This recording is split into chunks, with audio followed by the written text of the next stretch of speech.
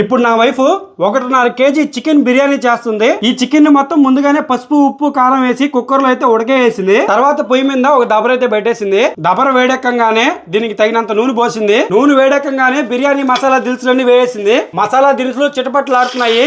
ఇప్పుడైతే ఎర్రగడ్డలు వేస్తుంది. కొంచెం దీంట్లో ఉప్పు వేసుకుంటే మనకి తొందరగా అయితే వాడిపోతాయి, అందుకని చెప్పి కొంచెం ఉప్పు వేసింది. ఎర్రగడ్డలు వాడిపోయి ఇప్పుడు టమాటా పచ్చిమిరకాయలు అయితే వేస్తా ఉంది. టమాటా పచ్చిమిరకాయ కూడా వాడిపోయి ఇప్పుడైతే పుదీనా కొత్తిమీర అయితే వేసింది. వీటిని కూడా వాడ్చుకొని అల్లం పేస్ట్ పెరుగు వేసింది. దీన్ని లైట్ గా వాడ్చుకొని జీడిపప్పు పేస్ట్ కూడా వేసింది. దీన్ని ఒక తిప్పు తిప్పుకొని బిర్యానీ మసాలా వేసింది. దీన్ని కూడా ఒక తిప్పు తిప్పుకొని ఇందాక ఉడకబెట్టిన చికెన్ ముక్కలన్నీ ఇందులో వేసింది. మనం కొంచెం స్పైసీగా తింటాం, అందుకని చెప్పేసి ఆశీర్వాద కారం వేపిస్తా ఉన్నా.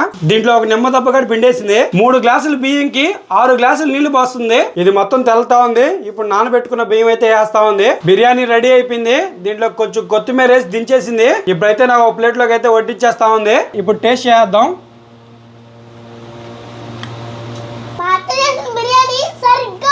మీరు లైక్ చేసి సబ్స్క్రైబ్ చేసుకోండి. అది మందల.